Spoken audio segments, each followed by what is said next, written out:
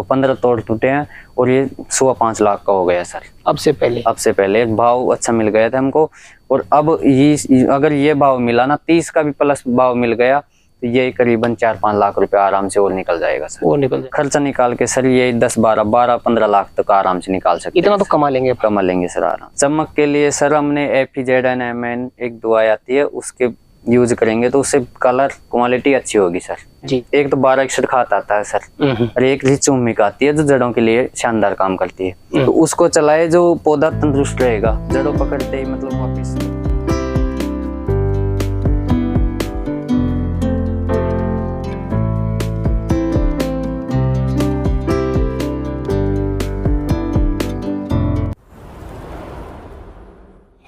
किसान भाइयों नमस्कार, फार्मिंग चैंपियंस यूट्यूब चैनल पर आप सभी किसान भाइयों का हार्दिक स्वागत है। तो किसान भाइयों आज मैं पहुंचा हुआ हूं राजस्थान के दौसा डिस्ट्रिक्ट में, और मेरे साथ में आप एक युवा किसान भाई को देख सकते हैं।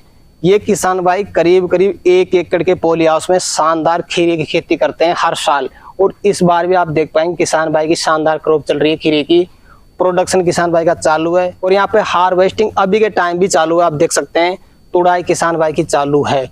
तो किसान भाइयों आज के वीडियो में हम जानकारी लेने वाले हैं खीरे की क्रॉप की।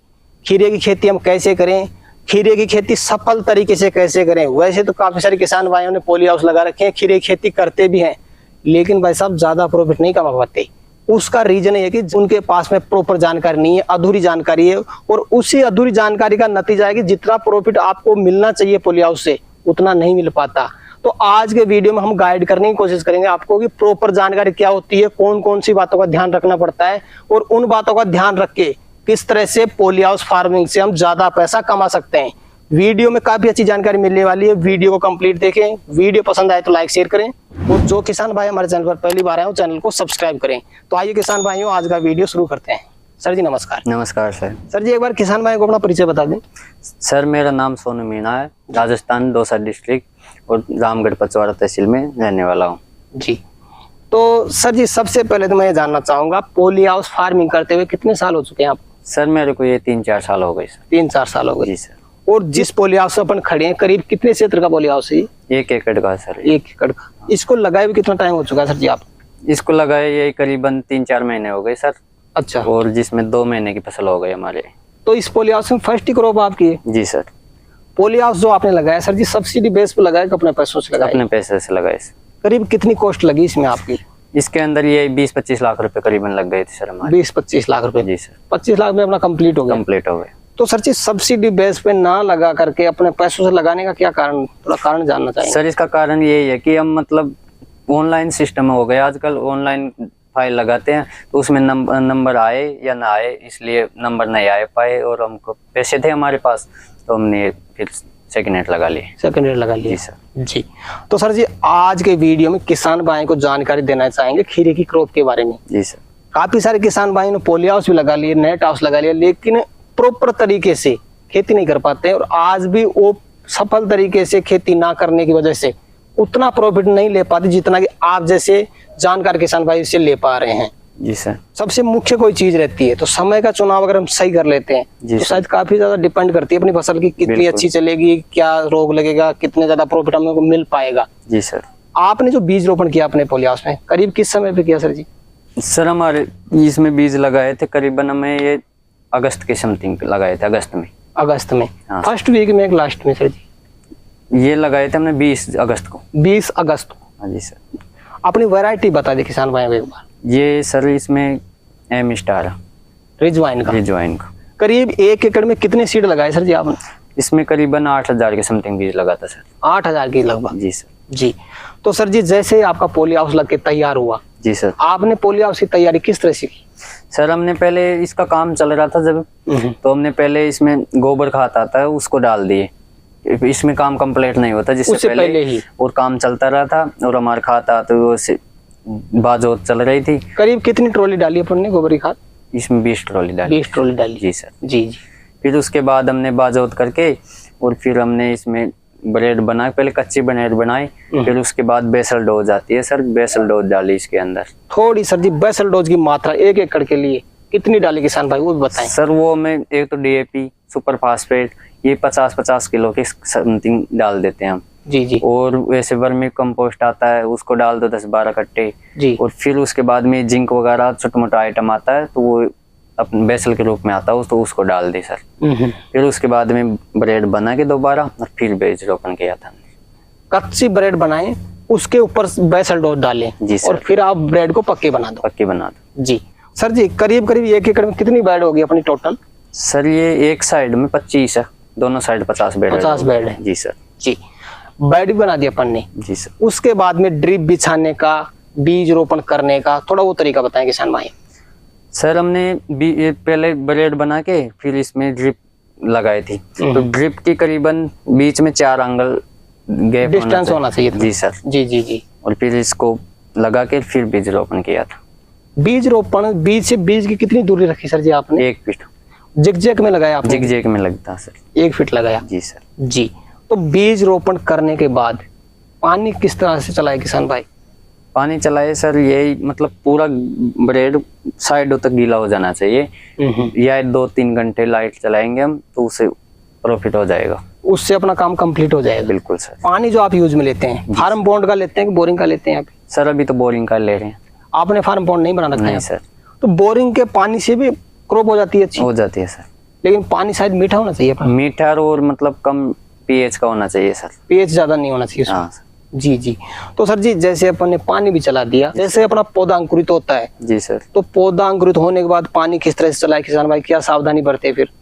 सर उसमें पौधा अंकुरित होते ही ये 3-4 दिन में अंकुरित हो जाता है तो वही 3-4 दिन बाद में अगर गीला होगा तो पानी की जरूरत नहीं पड़ेगी। ड्रेंचिंग के रूप में हम कपों से डालते हैं और फिर ज्यादा अगर गीले की समस्या आएगी सूखे की तो फिर हम या 10-15-20 मिनट पानी चलाते हैं सर, ज्यादा नहीं चला सकते। ज्यादा नहीं चला सकते? जी सर। जी। तो सर जी किसान भाई लगातार पानी भी चला रहा है थोड़ी थोड़ी मात्रा में, जैसे उसको लगता है कि इसमें पानी की रिक्वायर्ड है तो पानी चला सकता है। जी सर। हम मुख्य फोकस हमारा ये रहता है हर वीडियो में जो आपका शेड्यूल रहता है। जी सर। क्योंकि शेड्यूल ही एक वैसी चीज है जिसमें किसान भाई गड़बड़ा जाता है और इसकी प्रॉपर नॉलेज नहीं है तो वो प्रॉफिट नहीं कमा सकता इसमें। जी सर। आपका जो शेड्यूल है सर जी एक बार किसान भाई को वो बताएं। सर शेड्यूल तो ये अगर हम बीज रोपण कर दिए तो उसके बाद ये अंकुरित होता है बीज तो उसके बाद में 3-4 दिन में एक तो 12 खाद आता है सर और एक रिचुमिक आती है जो जड़ों के लिए शानदार काम करती है तो उसको चलाए जो पौधा तंदुरुस्त रहेगा, जड़ों पकड़ते ही मतलब वापस ग्रोथ में ले लेगा। करीब मात्रा कितनी रखे शुरू में? 2 kg तो 1 एकड़ में सर 12 की होगी और 500 ग्राम सूखी ओमिक होगी। जी जी। और फिर जो आगे चलते जाएंगे जो मतलब पौधे में जो बीमारी होगी उसके हिसाब से खाद चलता जाएगा और ज्यादा कर 12% की ज्यादा जरूरत होती है सर, तना फुलाने के काम में आता हो तो उसको चलते जाएंगे। फिर बाद में वही मेरे 20-25 दिन की क्रॉप होगी, फूल खिलने लगेगा तो फिर हमारा फर्टिलाइजर का शेड्यूल होता है वो चालू रखते हैं सर। जी जी। तो उसके अंदर सर ये कैल्शियम वगैरह, बोरोन 13-045, 1261 MgSO4 और 52-34 इसका माइक्रो न्यूट्रिएंट तो इनकी होती है 2-2 किलो 1.5 किलो चलाते हैं सर शुरू में। फिर वही फसल चालू हो गई हमारी तो फिर उसके बाद में 2-2, 3-3 किलो जिस तरह माल सेट होता है उसकी तरह से हम बढ़ा देते हैं सर। अगर सर जी हम माल को सेट करना हो, माल को फुलाव करना हो उसके लिए क्या यूज में ले सकते हैं हम? सर उसके लिए हम या तो हमें टाइम के टाइम हर सप्ताह में 2 बार फंगीसाइड की स्प्रे होगी और फिर मतलब जड़ों के लिए नीचे ड्रिप में चलाएंगे तो कैल्शियम, बोरोन और 13-045 खाद आता है वो फुलाने का काम करता है सर। फुलाने का काम? जी सर। अगर सर जी हम खीरे की शाइनिंग चाहते हैं, चमक चाहते हैं उसके लिए क्या यूज में ले सकते हैं? चमक के लिए सर हमने FEZNMN एक दवाई आती है उसके यूज करेंगे तो उससे कलर क्वालिटी अच्छी होगी सर। जी जी। अगर सर जी अपने माल में अबोशन हो रहा है, माल अपना सेट नहीं हो रहा तो उस समय किसान भाई क्या समाधान कर सकता है, क्या चला सकता है? सर उसके लिए हमें पहले तो मतलब शुरू से हमें पौधा तंदुरुस्त होना चाहिए, कोई बीमारी से नहीं रोगग्रस्त रहे। जी जी। और फिर जिसके बाद में हम मतलब टाइम की टाइम मतलब स्प्रे करेंगे जी। फिर फर्टिलाइजर का ध्यान रखेंगे, कमती बत्ती नहीं होना चाहिए, बिल्कुल शेड्यूल के हिसाब से चलना चाहिए सर। जी जी। तो मौसम का भी अभाव रहता है सर डैमेज वगैरह होने में, तो मतलब अच्छा मौसम होगा तो अपने आप माल सेट होता जाएगा। सेट हो जाएगा जी सर। और गर्मी में शायद अबोशन ज्यादा होता है माल का? जी सर। जी। और सर्दी की फसल का भी समय बताएं किसान भाई को, सर्दी की फसल आप कब लगाते हैं? सर सर्दी की तो मतलब ज्यादा सर्दी में भी नहीं लगा सकते।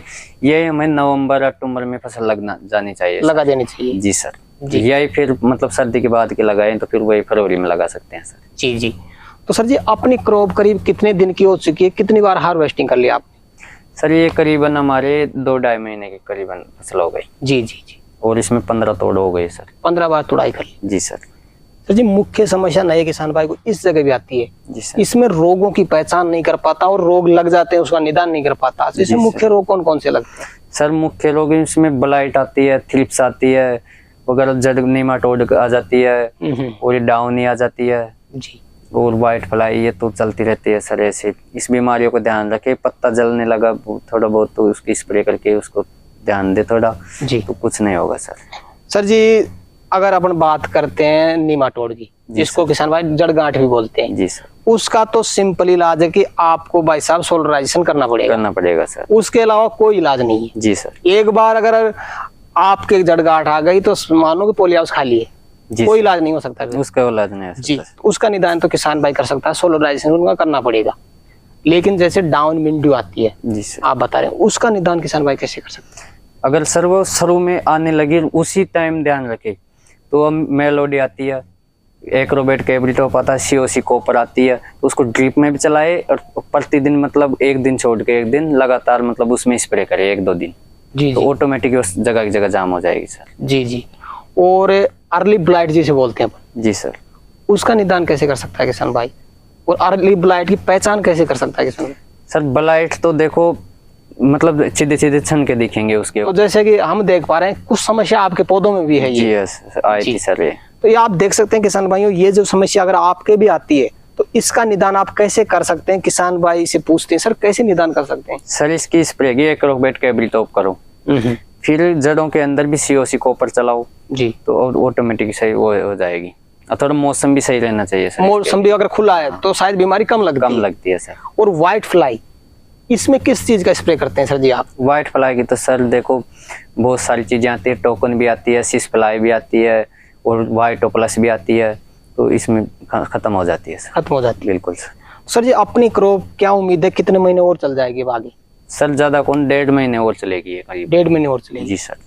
अभी अगर रोज एक दिन छोड़ के एक दिन तुड़ाई करते हैं सर, जी सर, करीब एक बार में कितना टन माल निकाल रहे हो आप? सर ये हमारे 1 टन भी हो जाता है, 1.5 टन भी हो जाता है, कोई किसी दिन 2 टन भी निकल जाता है सर। जी जी जी। कम भी हो जाता है सर, 7-8 कुंटल भी हो जाता है। कम भी हो जाता है जी सर। लेकिन अगर एक आइडिया पूछूं आपसे, जी सर, एक फसल से कितने टन माल ले लेते हो आप ओवरऑल? सर एक फसल से मिनिमम 40-50 टन तो होना ही चाहिए, इतना तो निकलना चाहिए सर। और इतना निकाल भी लेते हो? निकाल लेते हैं सर, 40-50 टन आराम से निकल जाता है। इतना निकल जाता है जी सर। जी। तो सर जी कई किसान भाई दावा करते हैं कि हम 100 टन निकाल लेते हैं, 150 टन निकाल लेते हैं, तो क्या ये इसमें कितनी सच्चाई मानते हैं आप? सर मैं तो नहीं मानता, 100 टन की तो बोलते हैं लेकिन अब नहीं निकल पाती। वो पहले निकलती थी जब बीमारियां भी कम आती थी, और अब हर जगह ये लग गई, मतलब बीमारियां कुछ ज्यादा आती है और इतना नहीं चल पाता। ये 50-60 तो लास्ट एवरेज है सर। कोई नहीं पहले निकल पाता था, पहले निकल जाता सर 80-70-80 इतना तो निकल जाता। जी सर जी। लेकिन आज के टाइम पे भाई साहब वायरस काफी ज्यादा हो चुका है सर, नहीं निकलेगा नहीं सर। जी जी जी। तो अभी के टाइम पे सर माल कहाँ पे सेल कर रहे हो और दाम क्या चल रहा है? सर दाम बढ़िया, अभी ये मुआना मंडी जयपुर में जाता है और दाम ये 35-40 रुपए आराम से जा रहा है सर रेगुलर। जी जी। तो क्या उम्मीद लगा सकते हैं सर जी कितने का माल सेल कर लेंगे इस फसल का? सर देखो मेरे को 1 महीने हो गया इसको, 15 तोड़ टूटे हैं और ये 5.25 लाख का हो गया सर। अब से पहले एक भाव अच्छा मिल गया था हमको, और अब ये अगर ये भाव मिला ना 30 का भी प्लस भाव मिल गया तो ये करीबन 4-5 लाख रुपए आराम से और निकल जाएगा सर। वो निकल जाएगा आराम से, 10 लाख तक पहुंच जाएगी अपनी आराम से सर।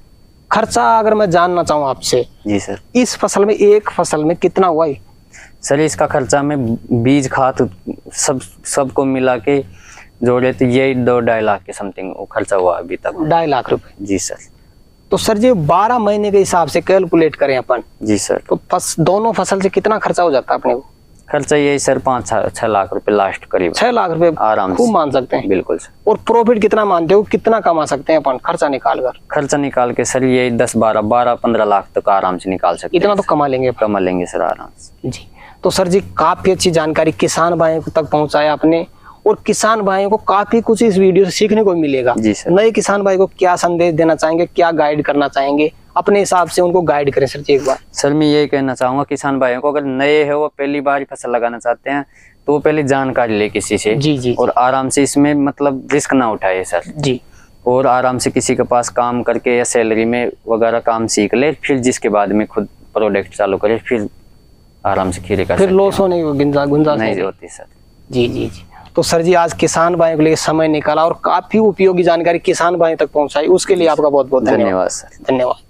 तो किसान भाइयों काफी ज्यादा मेहनत लगती है वीडियो बनाने में, कभी कभार तो ऐसा होता है कि भाई साहब 200 किलोमीटर 300 किलोमीटर भी जाना पड़ जाता है हमको, आपको अच्छी नॉलेज देने के लिए, जानकारी से कुछ सीखते हैं आप तो हमें कमेंट करके जरूर बताया करें। तो वीडियो पसंद आए तो वीडियो को लाइक करें, शेयर करें, और जो किसान भाई हमारे चैनल पर पहली बार आए तो चैनल को सब्सक्राइब करें। तो किसान भाइयों आज के लिए इतना ही, मिलते हैं नए वीडियो में, तब तक के लिए जय जवान जय किसान।